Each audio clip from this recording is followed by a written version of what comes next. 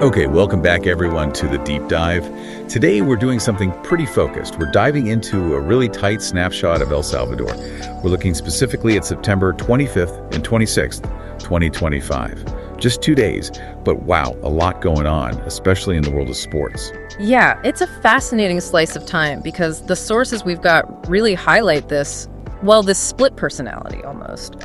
On the one hand, you've got the whole country just buzzing, deeply invested emotionally, culturally in the National Football League, the Primary Division. Absolutely. The passion is undeniable. But then you flip the coin and you see the government navigating some really tricky stuff, like super tight fiscal policy, celebrating these huge security wins, but also bumping up against some serious geopolitical issues with the neighbors. And that's exactly what we want to unpack for you today. Our mission here is to give you that shortcut.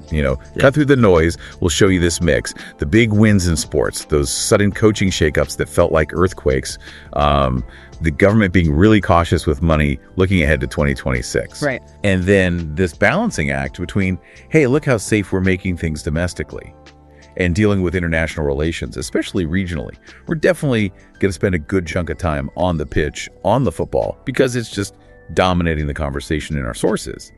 But we want to contrast that passion with the, let's say, the seriousness of the decisions being made elsewhere. And that's where it gets really interesting, seeing how those two worlds actually connect, or sometimes maybe clash. I mean, the highs and lows in football, they're like a cultural barometer, aren't they? When Allianz is just rolling over teams, you can almost feel this ripple of national confidence. Yeah, you really can. And when a giant like Águila hits a crisis, like the one we're about to talk about, it's not just a sports story. It feels like a genuine tremor going through the whole fan base, the whole country even. So we need to connect those big cultural moments, those feelings to, let's be honest, the pretty complex realities of tight budgets and, border tensions that were also happening right then.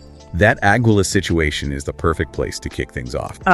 It was huge news right at the top of the headlines in national football, a real shakeup. But before we get into the details of that, let's just quickly run our first station identifier. Mandatory Audio 1. Friday, September 26th, 2025. Welcome to the News El Salvador SV podcast, a space for conversation and reflection where we explore current affairs in El Salvador and around the world together. Find this podcast on Pandora in the United States and TuneIn Radio worldwide. Also on Spotify, Apple Podcasts, Amazon Music, and Deezer. Google News El Salvador SV and you'll find many options. On PayPal, you'll find the username in the description of this podcast. We're growing, and your contributions keep us growing and connected. You'll find our contacts in the content description. Follow us, share, and comment. Okay, we are back and diving right into probably the biggest drama in the Primera Division at that moment. Club Deportivo Águila confirming that Daniel Messina is out as head coach.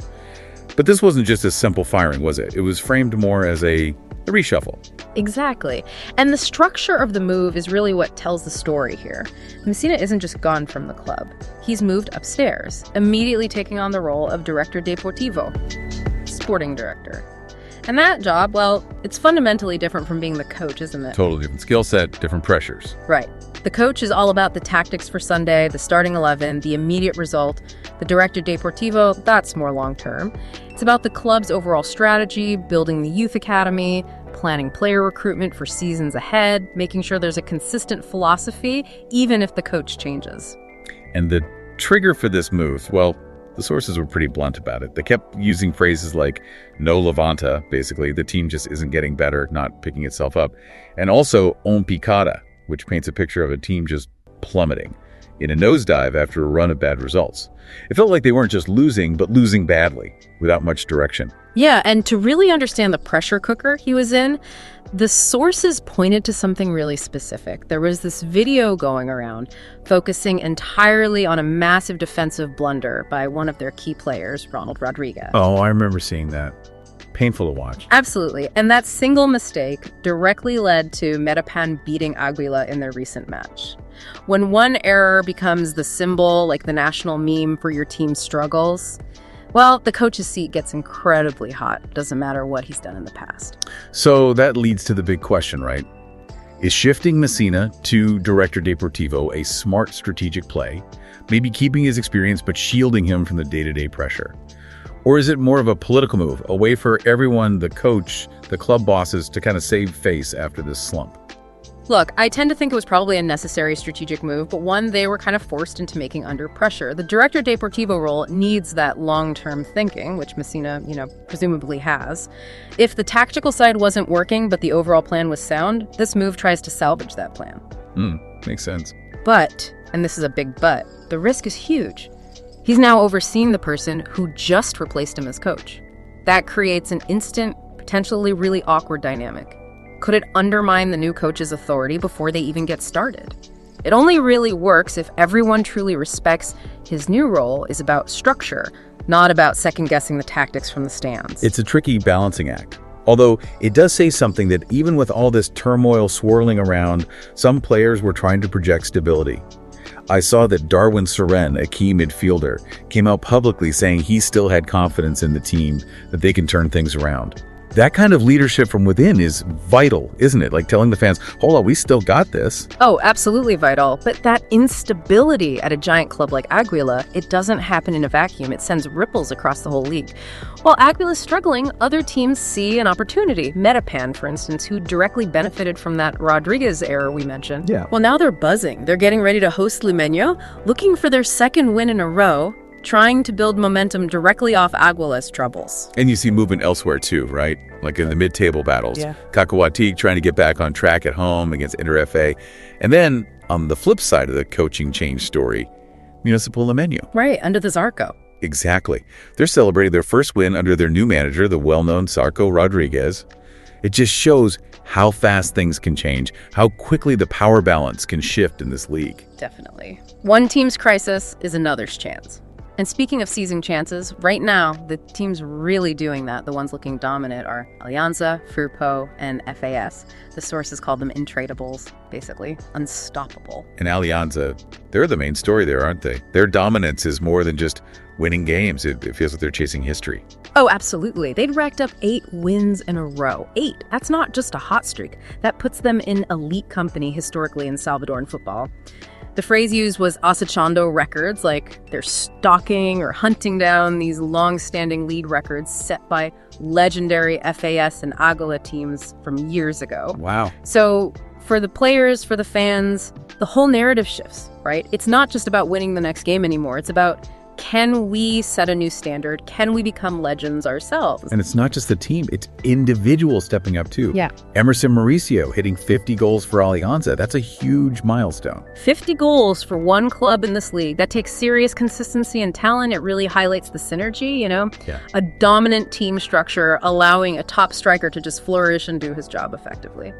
But what's maybe most interesting about Alianza's run, based on the sources, is the coach's attitude, Ernesto Corti. Even with this amazing win streak, he's described as being autocritico, self-critical. Yeah, and that's fascinating, isn't it? Being self-critical when you're winning everything. So what does that actually look like? Why is that important when things are going so well? Well, it means they're not getting complacent. They're not just basking in the glory. When they win a game, say 3-0, Cordy and his staff aren't just high-fiving about the goals. They're probably zeroing in on that 10-minute spell where they lost shape defensively or that one sloppy chance they gave up. It's about nipping problems in the bud. Okay. Proactive. Exactly. They're looking beyond the current streak, trying to iron out any tiny wrinkles before the really high-stakes playoff games arrive. It suggests that their dominance is built on constant improvement, not just luck or riding a wave of momentum. And they'll need that focus because the schedule coming up looked intense. Big rivalries on the horizon.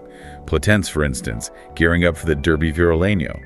For listeners who might not know, that's a massive regional derby, huge bragging rights, huge emotion. These are the games that kind of stop the country for 90 minutes.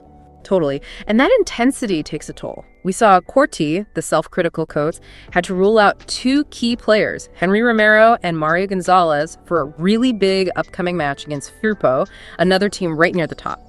Now, Romero was expected back soon after, but still, missing 2 important players for a potential top-of-the-table clash, it just highlights the physical grind these teams are under. Okay, so let's broaden the view now, moving beyond the clubs to the national team, La Selecta, and also touch on some international football news that filters into the local scene. Right. The immediate spotlight there was on the World Cup qualifiers. The national team coach, Hernan Bolillo Gomez, had just announced the squad. the roster reveal for the crucial upcoming games against Panama and Guatemala. This is where those club rivalries, get put aside, hopefully, for national pride, the dream of the World Cup. And there was this really powerful moment of inspiration tied to that, wasn't there? From arguably the biggest legend in Salvadoran football history, Jorge Magico Gonzalez. Yes. He sent this message to the team: Zona Creer, the zone of believing. That's more than just a catchy slogan. Coming from Magico, it's like this injection of pure faith, a rallying cry for a team facing immense pressure in these qualifiers. It resonates deeply. You can imagine the impact that has. And that deep connection to football history, it was also present in a much sadder way around this time. The news about the farewell and the posthumous tributes for Jamila Chelona Rodriguez, a hugely respected figure, former World Cup player, influential in the game's administration for years. Yeah, a real giant of the sport there. And the emotion was palpable. Magico Gonzalez, again, his quote about La Chelona really hit home. He said, "We were family. It hurts me deeply." And that tells you everything, doesn't it? Yeah. This wasn't just losing a colleague. It was losing someone intrinsically woven into the fabric of Salvadoran football. Definitely a heavy moment. Now, looking wider, the sources also touched on some international football stories. Maybe about 10% of the sports coverage, but still relevant, right? These things influence the conversation. Absolutely. You had the end of an era with Sergio Busquets, the Spanish legend, announcing his retirement. That gets talked about everywhere. Regionally, Olimpia from Honduras made waves by beating Cartagines from Costa Rica, moving closer to the Copa Centroamericana semis. That regional competition is always a benchmark. How do our clubs stack up against the neighbors? Right. And the big European leagues always get attention. Barcelona beat Oviedo, keeping the pressure on Real Madrid, though still trailing. And the date for the next Clásico is set, October 26th. Always a massive event globally. On a much sadder note, there was the tragic news about a former Arsenal Academy player losing his life in an accident during a match. A really stark reminder of the risks involved, even outside the top professional leagues. It's just awful. And then on the FIFA front, some interesting developments. The U20 World Cup introducing a green card. What's that about exactly? Yeah, that's an interesting experiment. It's not about punishment like yellow or red cards. It's focused entirely on promoting fair play. So the idea generally is to reward players for acts of sportsmanship, like admitting you weren't fouled or stopping play to help an injured opponent when the ref hasn't blown the whistle. It's an attempt to actively encourage positive behavior, especially among younger players. Okay, interesting. Kind of incentivizing good conduct. Exactly. And FIFA also unveiled the mascots for the 2026 World Cup: Maple, Zayu, and Clutch. A bit of lighter news there. But then back to the serious side, UEFA was reportedly considering suspending Israel from international competitions. That really underscores how global politics and sport are just inseparable sometimes. Yeah, absolutely. And that connection, sport and wider social issues, leads us to something happening domestically too. FESFUT, the Salvadoran Football Federation, was planning a campaign against racism. That's right. And importantly, this wasn't just some abstract initiative. It came directly after specific complaints, public denunciations, had been made by players from the Suriname national team. So it shows the Federation responding actively, taking steps to address a serious issue that had unfortunately surfaced right there in their own competitive environment. Good to see that response. Okay, let's shift gears now. We've talked a lot of football, but El Salvador's sporting pride isn't just about that.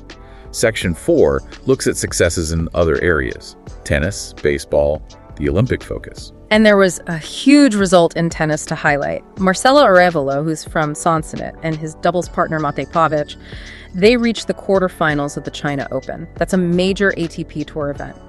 Having a Salvadoran competing and winning at that level on the global stage, that's massive for the country's sporting profile outside of football. Definitely something to celebrate. And domestically, signs of development in other sports too. Yeah, in youth baseball, Agabesi won the national title for the second year, running the Bicampeonato in the 12 to 14-year-old category. Sustained success like that at the youth level is often a good sign for the future health of a sport nationally. And there was also a national physico-culturism event, bodybuilding, that drew 65 athletes, both youth and masters. Shows depth across different disciplines. And looking ahead towards regional competitions. The focus was clearly on preparing for the upcoming Central American Games in Guatemala. The sources specifically mentioned athletes training hard and aiming for medals in fencing, badminton, and particularly archery. Archery was flagged as a great bet for the country. A great bet. Why single out archery like that? What does that usually mean? Well, it often signals that there's been targeted investment, maybe specialized coaching, or perhaps a particularly talented group of athletes is emerging in that specific sport right now. When officials call something a great bet, it usually means recent results in lead-up events have been strong, suggesting this is where they think they have the best chance of hitting the podium and bringing home medals. It's about strategic focus of resources. Got it. And one more big result from the world of combat sports that caught attention. Oh yeah, a huge one. Terrence Crawford defeating Canelo Alvarez by unanimous decision in boxing. That was a genuine shocker in the boxing world. Canelo is a superstar. Crawford winning, and winning decisively, really shook up the pound-for-pound rankings and got people talking everywhere, including Central America. Okay, so we've covered the excitement, the drama, the triumphs of the sporting world. Now we need to make that pivot. We're heading into Section 5, looking at the harder realities of what was happening in El Salvador during those same 2 days, September 25th and 26th, 2025. We're talking security, budgets, geopolitics. Right. This is where we transition from the cheers of the crowd to the perhaps quieter but equally important work of governance and national management. Let's take our mid-show break here. Mandatory Audio 2. Friday, September 26, 2025. Welcome to the News El Salvador SV podcast, a space for conversation and reflection, where we explore current affairs in El Salvador and around the world together. Find this podcast on Pandora in the United States and TuneIn Radio worldwide. Also on Spotify, Apple Podcasts, Amazon Music, and Deezer. Google News El Salvador SV, and you'll find many options. On PayPal, you'll find the username in the description of this podcast. We're growing, and your contributions keep us growing and connected. You'll find our contacts in the content description. Follow us, share, and comment. All right, we're back. And the first big piece of news on the national front, particularly concerning security, is pretty remarkable. El Salvador reported waking up on September 26th with 0 homicides, achieving a day without any murders, especially given the country's recent history and the regional context. That's not just a statistic, it's a powerful symbol. A huge symbol. And the sources emphasize that this wasn't just passive luck. It requires constant effort. On that same day, law enforcement arrested 3 individuals, including someone known as Pelon, who was apparently responsible for a murder just 2 days before in San Salvador. So it shows the security forces aren't just celebrating the 0 number, they're actively working, responding quickly to incidents to maintain that state of control. And this fits into the government's broader strategy, right? The territorial control plan. Exactly. Phase 6 of that plan, called integration, apparently marked its 2-year point around this time. And the focus, at least the stated focus, was shifting towards prevention, not just reacting to crime. That suggests an aim for more sustainable long-term security rather than just, constant crackdowns. And there was an international dimension to this too, regarding the gangs. Yes, a significant one. The sources noted that the United States had officially designated both MS-13 and Barrio 18 as terrorist organizations. That designation carries weight. It kind of internationally validates the Salvadoran government's very tough stance, framing the internal gang problem as a threat on par with global terrorism. Okay, now shifting from security to the economy, specifically government finances, and here the mood seems very different. Very cautious. Extremely cautious. The Ministry of Finance, Hacienda, laid down some really strict rules for the upcoming 2026 budget. Get this. A flat-out ban on creating any new government positions, a ban on any salary increases or even salary leveling adjustments, and a ban on transferring positions. Wow. That's a freeze, basically. A total freeze on public sector spending growth related to personnel. Pretty much. It signals serious fiscal restraint, maybe even austerity. When a government locks down hiring and pay like that, it usually means they're dealing with major budget pressures. Could be high debt payments, maybe conditions from international lenders, or just deep uncertainty about future income. It keeps a lid on spending, which might look good to markets, but could definitely cause some unhappiness within the public sector workforce. And adding to that picture of tight purse strings, there was this figure about public investment. The government had only actually spent 54% of the money it had planned for public investment projects through August 2025. Less than halfway through the year's plan, 8 months in. Yeah, 54% execution by August is, it's low. If the economy needs a boost or if infrastructure projects are planned, why is so much of the allocated money not being spent? Is it just government inefficiency, things getting stuck? Or is it, like the hiring freeze suggests, a deliberate holding back? What do you think? When you see both a spending freeze and this low execution rate on investment, it leans towards a calculated, risk-averse approach. It suggests they might be intentionally slowing down spending, maybe to conserve cash, manage debt payments, or just maintain a very stable short-term financial position, even if it means less economic stimulus from public works. It's putting the brakes on, essentially. And alongside this fiscal tightening, there was a move to try and bring more of the economy into the formal tax system. Yes, targeting the informal sector. Specifically, vendors in the huge San Miguelito market were told they now have to pay value-added tax, the IVA, and keep formal accounting records. That sounds like a massive change for those vendors. So it is. These informal markets are traditionally cash-heavy, operate outside the main tax system. Bringing them in, requiring VAT and bookkeeping is a major push towards formalization. Theoretically, it boosts government revenue and transparency. For the vendors themselves, it can be a huge burden. They might not have the systems, the knowledge, maybe even the profit margins to handle it easily. You often see resistance to these kinds of moves. Right, so a lot of fiscal caution, maybe some pain points there. But there were some positive economic notes, too. There were. Forbes magazine, during the Ford's Economy and Business Forum, held in El Salvador around that time, apparently gave the country a positive nod. They highlighted the economic progress being made and, crucially, the improvements in security as a factor. Getting that kind of international business press recognition is definitely a win for the government's narrative. And energy looked like a bright spot. Yeah, hydroelectric power had a good month in August, supplying over 37% of the country's energy demand. That was its highest share in 2025 up to that point. Relying more on domestic hydro is good for energy stability and potentially less exposure to volatile global fuel prices. Okay, so internal security gains, tight budgets. But then there's this other major thread, external relations, specifically with neighbors. And it sounds like things were tense. Very tense.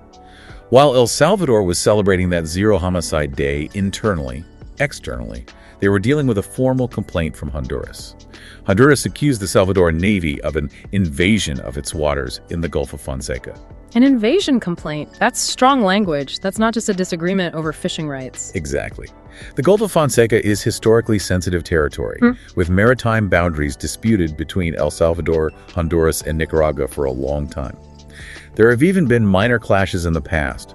For Honduras to use the word invasion in a formal complaint suggests they saw a deliberate, unauthorized entry by the Salvadoran military into waters Honduras claims as its own.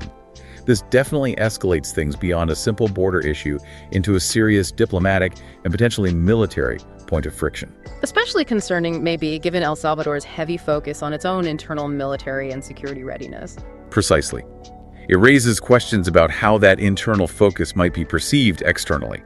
Yet at the very same time, El Salvador was engaging on the world stage, dialoguing with the U.S. at the United Nations about the crisis in Haiti, talking about bilateral cooperation. So it's a complex picture, trying to project stability and partnership internationally while facing pretty sharp tensions right next door. It really highlights that classic dilemma, doesn't it?